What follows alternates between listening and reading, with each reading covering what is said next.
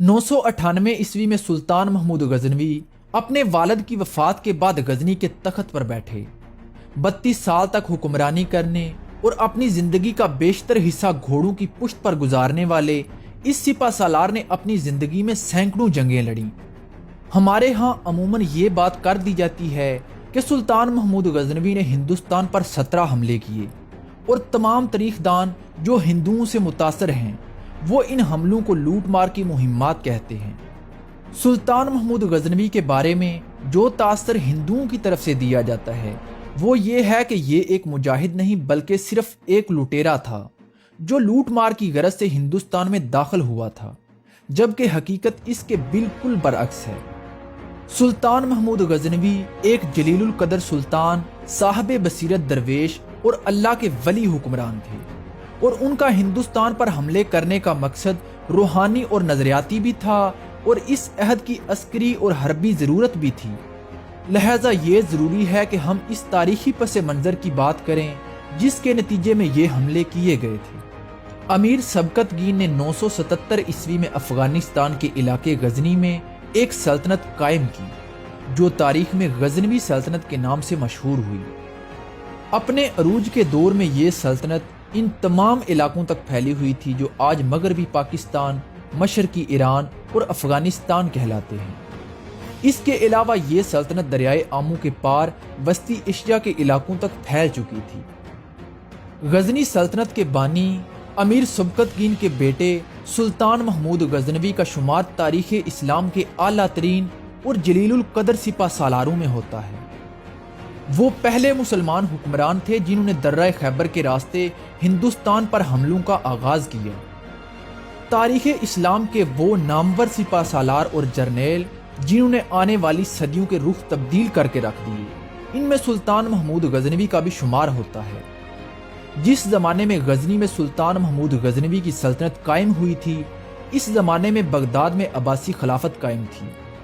وسطی ایشیا، خراسان، ماوراء النہر کے علاقے اور افغانستان مختلف قسم کے قبائلی سرداروں میں بٹے ہوئے تھے۔ امیر سبکتگین نے یہاں ایک مضبوط مرکز قائم کیا۔ امیر سبکتگین سے پہلے اس خطے میں آنے والے تمام مسلمان حکمرانوں نے کبھی بھی ہندوستان پر حملہ کرنے کا ارادہ نہیں کیا۔ ان کی تمام تر حکمت عملی خراسان، وسطی ایشیا اور مغرب کی جانب ہی رہتی تھی۔ یہ بات قابل غور ہے کہ قتیبہ بن مسلم نے افغانستان کو فتح کر کے ہندوستان پر حملے کرنے کے لیے راستے کھول دیے تھے، لیکن اس کے باوجود بھی 250 سالوں تک کسی مسلمان حکمران نے درہ خیبر کے راستے ہندوستان پر حملہ کرنے کی کوشش ہی نہیں کی۔ خود امیر سبکتگین بھی ہندوستان پر حملہ کرنے کا کوئی ارادہ نہیں رکھتے تھے، وہ بھی اپنی سلطنت کو وسط ایشیا، خراسان اور ایران کی جانب ہی پھیلانا چاہتے تھے۔ اس وقت پورا ہندوستان، جس میں موجودہ پاکستان بھی شامل ہے، سینکڑوں راجوں اور مہاراجوں میں بٹا ہوا تھا۔ غزنوی سلطنت کی سرحدیں بھی درہ خیبر تک پھیل چکی تھیں۔ امیر سبکتگین کی تمام تر توجہ شمال اور مغرب کی جانب تھی، اور وہ کسی صورت بھی ہندوستان پر حملہ نہیں کرنا چاہتے تھے۔ مگر پشاور سے لے کر بلوچستان تک کے علاقوں میں واقع ہندو ریاستیں غزنوی سلطنت کے ساتھ مسلسل چھیڑ چھاڑ کرتی رہتی۔ امیر سبکتگین کے انتقال کے بعد جب سلطان محمود غزنوی نے تخت سنبھالا تو غزنوی سلطنت خاصی کمزور ہو گئی تھی۔ اسی موقع کا فائدہ اٹھاتے ہوئے پشاور کے حکمران راجہ جے پال نے آگے بڑھ کر سلطان محمود غزنوی کے علاقوں پر قبضہ کر لیا۔ سلطان محمود غزنوی نے آگے بڑھ کر راجہ جے پال کا مقابلہ کیا اور اس کو عبرت ناک شکست دے کر گرفتار کر لیا۔ پورے ہندوستان میں راجہ جے پال کو اس شکست پر شدید ذلت کا سامنا کرنا پڑا۔ اپنے دوستوں اور دشمنوں کے طعنوں کی وجہ سے وہ زندگی سے اکتا گیا اور بالآخر اس نے خودکشی کر لی۔ راجہ جے پال کو شکست دینے کے بعد ہندوستان پر سلطان محمود غزنوی نے 15 حملے کیے اور ہر مرتبہ کامیاب ہوئے۔ 1024 تک سلطان محمود غزنوی اپنی طاقت کا سکہ ہر طرف جما چکے تھے۔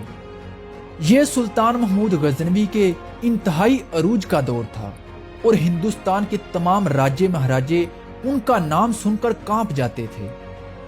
سلطان محمود غزنوی نے अपना 16वां हमला 1025 ईस्वी में सोमनाथ के मंदिर पर किया। इस अजीम मार्के को तारीख में सोमनाथ की फतह के नाम से याद किया जाता है। सुल्तान महमूद गजनवी को बताया गया कि मगरबी हिंदुस्तान में समंदर के किनारे एक शानदार मंदिर है जिसे सोमनाथ कहा जाता है। हिंदुओं का अकीदा है कि सोमनाथ तमाम बुतों का बादशाह है और बाकी तमाम बुत इसके वजीर और गुलाम हैं। इंसानों की रूहें मरने के बाद सोमनाथ के दरबार में हाजिर होती हैं और वहीं से इनको नया जन्म मिलता है। साथ ही सुल्तान को यह भी मालूम हुआ कि हिंदू पंडित हिंदू अवाम के हौसलों को बरकरार रखने के लिए ये प्रोपोगंडा कर रहे हैं कि अब तक वही बुत कदे मुसलमानों के हाथों पामाल हुए हैं जिनसे सोमनाथ नाराज था। चनाचे सोमनाथ ने इन बुतों की हिफाजत नहीं की। यही वजह थी कि मुसलमान इन्हें तबाह करने में कामयाब हो गए, वरना सोमनाथ एक ही लम्हे में मुसलमानों को निस्तो नाबूद कर सकता है। हिंदुओं की इस बदअकीदती और गुमराह कुन प्रोपोगंडे का जादू तोड़ने के लिए सुल्तान महमूद गजनवी ने एक मर्तबा फिर हिंदुस्तान पर चढ़ाई कर दी। सुल्तान महमूद गजनवी 15 अक्टूबर 1025 ईस्वी को गजनी से सोमनाथ की तरफ रवाना हुए। 30,000 सिपाही उनके हमरकाब थे और बहुत सारे रजाकार भी उनके साथ शामिल थे। रमजान के महीने में वो मुल्तान पहुंचे और कुछ दिन वहां ठहर कर राजस्थान की तरफ आगे बढ़ गए। इस दुश्वार गुजार सहरा को अबूर करने के लिए सुल्तान महमूद गजनवी ने 20,000 ऊंटों पर पानी और खुराक का जखीरा भी साथ ले लिया था और अजमेर से खुराक और रसद हासिल करने के बाद वक्त जाया किए बगैर आगे कूच कर गए। इनके रास्ते में कई और किले भी आए। अक्सर किलेदारों ने डर कर बगैर लड़े ही दरवाजे खोल दिए। सुल्तान ने इन किलों से रसद हासिल की और सोमनाथ की तरफ आगे बढ़ते चले गए। सुल्तान महमूद गजनवी की आमद की खबर सुनकर सोलंगी खानदान के बड़े राजा भीमदेव समेत गिरदो नवा के 27 राजे सोमनाथ की हिफाजत के लिए मुतहिद हो चुके थे। 6 जनवरी 1026 ईस्वी की सुबह सुल्तान महमूद गजनवी 2 माह 24 दिन का थका देने वाला सफर करके सोमनाथ की फसील के सामने जा पहुंचे। किले की दीवारों पर बेशुमार अफराद खड़े हुए थे। ये हिंदुओं की वो इज्तमाही ताकत थी जो मुसलमानों के मुकाबले के लिए जमा हो चुकी थी। इनमें सिपाही, रजाकार, मर्द, औरतें, यहाँ तक के बच्चे और बूढ़े भी शामिल थे। इस्लामी लश्कर ने सोमनाथ की फसील के बाहर अपना पड़ाव डाल दिया। सुल्तान महमूद गजनवी के हुक्म से सिपाही फसील की तरफ आगे बढ़े और तीर अंदाजी शुरू कर दी। फसील से भी मुसलमानों पर तीरों की बौछारें जारी थीं, मगर कुछ ही देर में हिंदुओं को यह ख्याल आया कि सोमनाथ की मौजूदगी में हमें जंग करने की जरूरत ही नहीं, बल्कि सोमनाथ खुद ही मुसलमानों को हलाक कर देगा। ये सोचकर उनकी एक बड़ी तादाद फसील से उतरकर मंदिर में चली गई। पुजारी सोमनाथ के सामने गिड़गिड़ाकर फरियादें करने लगे, जबकि मुसलमान मौके से फायदा उठाकर फसील के एक हिस्से पर चढ़ने में कामयाब हो गए। लेकिन मुसलमानों को रोकने के लिए अभी भी हिंदुओं की खासी तादाद फसील पर मौजूद थी। रात का अंधेरा फैलने तक फसील से लाशें गिरती रहीं और रात की तारीकी में मुसलमान वापस अपने पड़ाव में आ गए। मुसलमान ये देख चुके थे कि हिंदू सोमनाथ की हिफाजत के लिए जान तक की बाजी लगा देंगे। अगले दिन सुल्तान महमूद गजनवी की क़यादत में इस्लामी लश्कर ने एक बार फिर जोरदार हमला किया। मुसलमानों ने फसील पर कई सिमतों से हमला किया। इनकी तीर अंदाजी ने फसील पर मुतय्यन हिंदू सिपाहियों को सर उठाने का मौका ही ना दिया। इस तरह मुसलमान किले की फसीलों पर चढ़ने में कामयाब हो गए। हिंदुओं की बहुत बड़ी तादाद मंदिर में जमा होने लगी। सोमनाथ को खतरे में देखकर वो बुत से लिपटकर उसकी हिफाजत की कस्में खाने लगे। इसके बाद तमाम हिंदू मंदिर से निकलकर किले में जमा होने लगे और मंदिर के वसी सहन में एक खून रेज जंग हुई जो शाम तक जारी रही। दूसरे दिन की लड़ाई के इख्तिताम पर मुसलमान किले के एक हिस्से पर काबज हो चुके थे और अब उनके सामने सोमनाथ का मंदिर था जिसमें लातादाद हिंदू अपने देवता की हिफाजत के लिए सर हथेली पर लिए खड़े थे। अगले दिन की जंग का फैसला कुन मरहला शुरू होने ही वाला था कि सुल्तान को एक परेशान कुन इतला दी गई।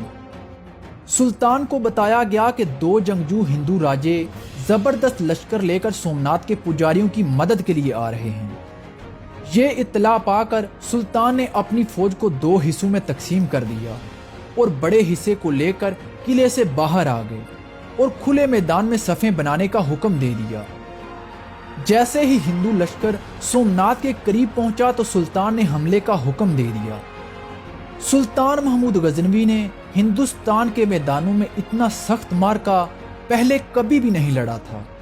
ہندو لشکر کا بے پناہ دباؤ مسلمانوں کی صفوں کو درہم برہم کر رہا تھا اور ان کی پشت پر قلعے اور مندر میں دشمنوں کا ایک اور سیلاب بھی ان پر ٹوٹ پڑنے کے لیے تیار تھا۔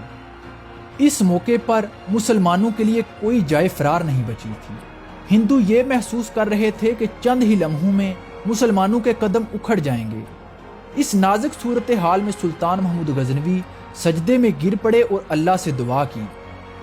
دعا کرنے کے بعد سلطان محمود غزنوی گھوڑے پر سوار ہوئے اور سپاہیوں کو اپنی قیادت میں لے کر دشمن پر ایک زوردار حملہ کر دیا۔ تھوڑی ہی دیر میں ہندوؤں کے قدم اکھڑ گئے اور وہ میدان خالی کرنے لگے۔ اس لشکر کو شکست دینے کے بعد ایک مرتبہ پھر سلطان محمود غزنوی کی فوج قلعے میں داخل ہونے لگی۔ ادھر ہندوؤں نے بھی مندر کی حفاظت کے لیے دوبارہ شدید ترین مزاحمت شروع کر دی۔ ان کی ٹولیاں یکے بعد دیگرے سومنات کے سامنے جا کر گڑ گڑاتی اور پھر نئے جوش و جذبے کے ساتھ مسلمانوں پر حملہ آور ہوتی۔ اس مارکے میں ہندوؤں کی اس قدر لاشیں گریں کہ مندر کا صحن، راہداریاں، سیڑھیاں، کمرے اور چبوترے سب خون سے آلودہ ہو گئے۔ جب اسلامی لشکر مندر کے مرکزی ہال تک پہنچا تو لڑنے والوں کی ہمت جواب دینے لگی اور وہ مندر کا ہال پھلانگ کر سمندر کی طرف اترنے والی سیڑھیوں کی طرف بھاگنے لگے۔ وہاں پر سینکڑوں کی تعداد میں کشتیاں موجود تھیں۔ ہزاروں برہمنوں، پنڈتوں، پجاریوں اور یاتریوں نے ان میں بیٹھ کر سری لنکا کا رخ کیا، مگر ان کو معلوم نہیں تھا کہ سلطان نے ان کا بندوبست پہلے سے ہی کر رکھا ہے۔ مسلمانوں کا ایک دستہ کشتیوں میں انہی کا انتظار کر رہا تھا۔ نتیجہ یہ نکلا کہ مفرور پجاریوں کی بڑی تعداد سمندر میں غرق کر دی گئی۔ اس شاندار فتح کے بعد سلطان محمود غزنوی سومنات کے بت کو دیکھنے کے لیے آگے بڑھے۔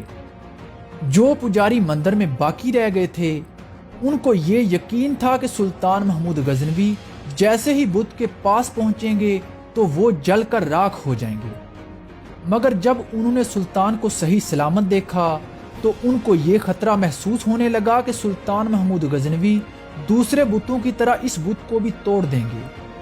چنانچہ پجاریوں نے سلطان سے درخواست کی کہ وہ منہ مانگی دولت لے لیں مگر اس بت کو نہ توڑیں۔ اس موقع پر سلطان نے وہ تاریخی جواب دیا جس نے سلطان کو تاریخ میں امر کر دیا۔ سلطان نے کہا کہ اگر میں تمہارے کہے پر چلوں تو دنیا مجھے محمود بت فروش کے نام سے یاد کرے گی، جبکہ مجھے یہ پسند ہے کہ دنیا اور آخرت میں مجھے محمود بت شکن کے نام سے پکارا جائے۔ سلطان نے یہ کہہ کر سومنات کے بت کو توڑ ڈالا اور بت پرستی کے اس مرکز کو اجاڑ کر دم لیا۔